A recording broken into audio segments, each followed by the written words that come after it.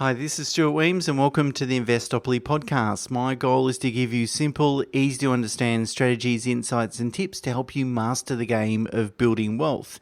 And in this episode, I'd like to talk about some major changes that might be on the horizon for superannuation.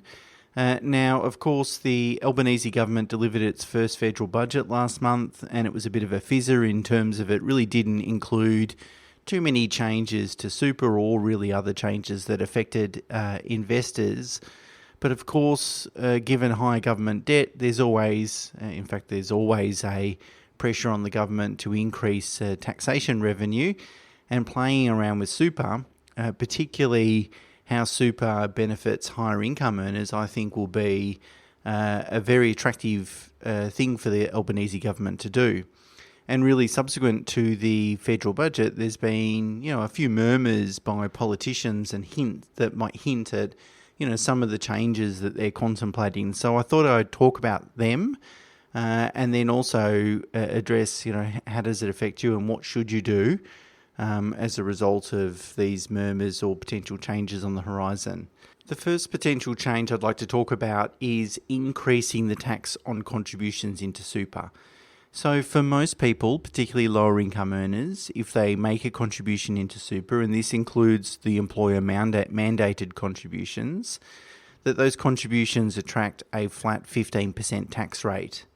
However, back in 2011, the Gillard government introduced a higher rate of tax for higher income earners, and that new rate of tax began on 1 July 2012. So it's been around for about 10 years now. And the purpose behind the tax was to reduce the taxation advantages that super affords higher income earners. Not in percentage terms, they're on par on percentage terms, but a 30% or 37% tax saving to lower income earners in dollar terms is a lot less than higher income earners, of course. And this tax is called Div 293 or Division 293 tax. And the ATO calculates that at the end of each tax year and sends you a bill, and you can pay that either from your personal name or you can forward it onto your super fund and they'll pay it out of your account balance. Div 293 tax applies to anyone that earns an income in excess of $250,000 a year. And as I said, their contributions, instead of being taxed at 15%, they're taxed at 30%. Now, between 2012 and 2017, the threshold was actually higher. It was anyone that earned over $300,000. So, and they reduced that to $250,000 after 2017. So I guess there's already history here where the government can play around with this income cap, and reduce it further in order to generate more tax revenue. And the way that they could sell it to their constituents is it's only higher income earners that are paying the higher tax rate, and that's only fair in their mind. The stage 3 income tax cuts begin on 1 July 2024, and that means the highest marginal tax rate begins at $200,000 instead of currently $180,000. So potentially it might be good to harmonise those two tax rates so that if you earn over $200,000, your contributions are taxed at 30%, and any income in excess of $200,000 is taxed at 47%. And again, that would be one way to generate higher income. Of course, higher taxable income for the government, of course. Of course, when there's legislation that has certain income caps or limits, it's always tempting for governments to change those limits in order to generate more income. So it's not difficult to really, guess or predict, what the government might be thinking. The next change, which I think is a bit of a no-brainer and probably should have been introduced many years ago, and one that I think the government will actually implement, is having a cap on the amount of money that you can have inside super. So currently there's no limit. You can have 10 million, 20, 30, 50, $100 million in super if you want to. Of course, when you retire, there's what's called the transfer balance cap, which means that's the amount that is tax-free when you go into retirement, you start drawing a pension from super. And so the first 1.7 million per person is tax-free, and then anything in excess of, any balance in excess of 1.7 million, any earnings on those investments are taxed at the standard rate, so 15% for income and 10% for capital gains. But it doesn't make a lot of sense, does it? Really, if you do actually have $10 million, the first 1.7 is tax-free. The remaining 8.3, okay, you pay tax, but certainly at a concessional tax rate. So I think it makes sense then to bring a cap and say maybe people can have up to $5 million in super, and then anything in excess of that they've got to take it outside super and either put it in a trust environment or in their personal name, and that would be a good way for governments to generate more tax revenue, particularly from ultra rich individuals, and that kind of seems fair to me. I mean, one of the reasons for concessionally taxing super is that if you levy a lower rate of tax on retirement savings, then more people will be self-funded retirees and there's less burden on the welfare system. Well, I think if you still implement a cap of $5 million, even if you do that and someone's got $10 million, well, I don't think they're going to be a burden on the welfare system anytime soon. So why not just increase the rate of tax? They can afford to pay it. They've got excess funds. And really the role of super is really once you're self-funded and you can have a comfortable retirement and you're not going to be a burden on the welfare system, any excess, any sort of wealth in excess of that you need to achieve that, I think it's fair to tax at the usual tax rates. Which leads me into the next possible change, which is that transfer balance cap. That is the amount that is tax-free once you start entering into retirement phase. So once you start drawing a pension from super, and as I said, at the moment that cap is $1.7 million. It means that that the first $1.7 million, any earning or capital gains on those investments are tax-free. Anything that you take as a pension, draw as an annual pension from super is also tax-free. If you have an amount in excess of 1.7, as I said previously, it just attracts the normal tax rates, 15% on income, 10% on capital gains. So even if you had, say, $3 million, the overall average tax rate that you're going to pay inside super is still very attractive. I mean, it's very low. It might end up being 7% or 8%, probably even less actually. So the transfer balance cap was introduced in 2017. And it was originally $1.6 million, but the transfer balance cap gets indexed at increments of $100,000 in line with CPI. So there's two things that the government could consider doing. They could remove the indexation of the transfer balance cap, just keep it at 1.7 for the foreseeable future. And therefore, in real terms, if we include the impact of inflation, really in real terms, that transfer balance cap is reducing over time.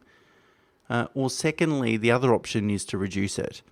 And maybe they could make the argument to say, well, if you've got a couple or even an individual, a couple probably doesn't need $3.2 million of super to be self-funded retirees. Because if I'm sitting in the government's chair, that's all I'm really worried about is reducing the burden on the welfare system rather than necessarily giving higher and higher tax benefits to wealthy individuals. So, if the government sat back and thought, well, maybe actually people don't need any more than, say, $1.5 million in super. And if that's the case, let's reduce the transfer balance cap. And I think they could do that and really not compromise people's retirements, but then again, raise some tax revenue. And arguably, if you look at Australia's super system, possibly you could make the argument to say that it's too favourable to higher income earners, and it encourages or discourages people to sort of pay their fair share, particularly if people have surplus investment assets, more money than they really need. Another possible change could be banning franking credit refunds. So if a super fund that's in pension phase receives a dividend, a fully franked dividend from a share that they own, and let's say that the dividend is $70 and it's fully franked, which means it'll have a franking credit of $30. Because the super fund's tax rate is nil if it's in pension phase, it'll actually get a refund of the $30 franking credit. So therefore, its cash dividend ends up being $100, the 70 plus the 30, rather than someone that receives that dividend outside of super. Their cash dividends probably end up being close to 70 or maybe even lower if they're on a higher income. And Bill Shorten proposed in his 2019 federal election campaign to ban franking credit refunds to super funds. So they could still get the benefit of the franking credits, but they just can't actually get a refund at the end of the day. Now, if you did that, that means that essentially super funds would be paying a 30% rate of tax on any dividend earnings from stocks that they own. The flip side argument, though, is so that's not good. But the flip side argument is, well, why should we be giving tax refunds? Why should super funds be paying zero tax? So I don't know if if the government would be brave enough, or maybe putting it a different way, stupid enough to propose a policy that didn't work for Bill Shorten in terms of getting winning the election. I think they're more likely to play around with some things like the transfer balance cap that I've said, put a cap on total super, maybe increase the tax on contributions from higher income earners. They're more likely to do those sorts of things, which is probably going to have a fairer application than really changing franking credit refunds. But I thought I'd throw it in there. You just never know what a government might do or be contemplating doing. The last changes that I think are inevitable is that the Albanese government has already proposed to make changes to some of the super rules that apply to industry super funds to wind back some of the accountability and transparency measures that the coalition government previously introduced. And there was something called a Your Future, Your Super performance test that the government introduced to really help people understand whether their fund is a well-performing fund or not, and if not, give them the opportunity to move where their super is invested. So under that performance test, the funds that were doing really poorly, you had to write to members to say, we've failed this performance test. This is what we're going to do to remedy the situation.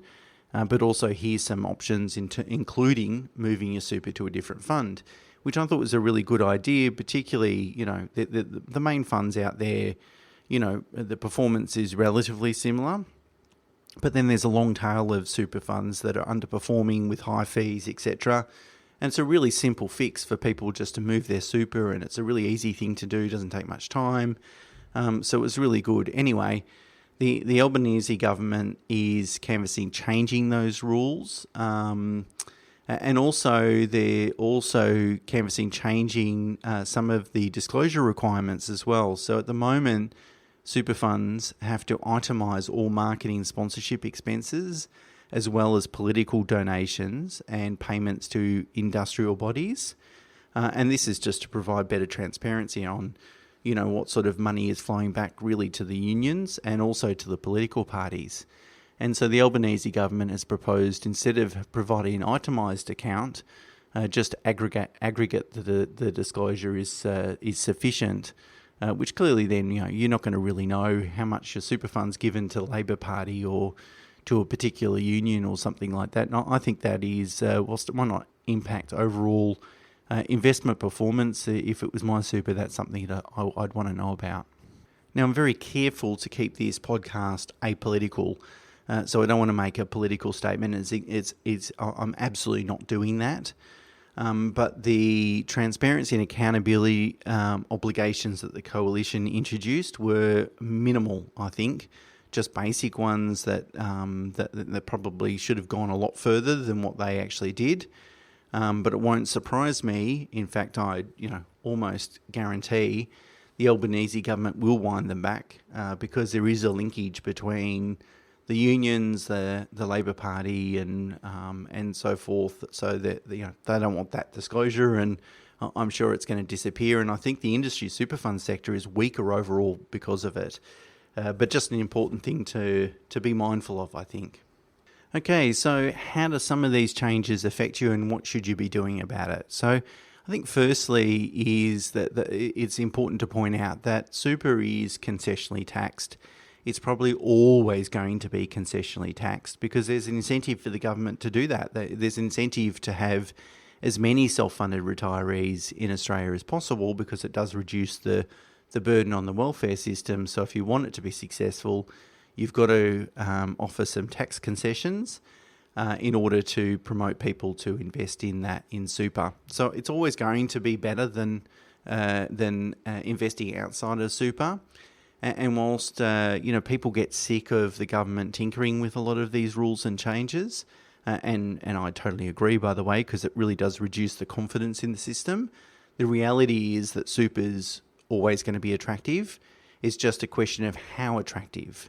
It's always going to be attractive enough to warrant contributing money, so it's never going to get to the point, I don't think, where it starts becoming unattractive or only marginally attractive. But at the moment, a zero tax rate on $1.7 million is very generous, I think. And given the government's debt situation, I don't think that level of generosity is likely to persist into the future. So, of course, they're going to change, have a play around with it, and it's something that we've got to expect. But at the same time, don't put all your eggs in one basket. And my view would be have some of your wealth invested in super, probably have some of your wealth in personal names, and then maybe some wealth in a family trust. And then that sort of diversifies your exposure and also reduces your legislative risk. That is that the rules change and that adversely affects your ability to retire. So the best way to deal with that is diversify that legislative risk by spreading your eggs in multiple baskets. So super is always going to be attractive, I think. It's always going to be the foundation of our retirement system. I think it will continue to be so, but it's just we might have to navigate some of these changes over the way.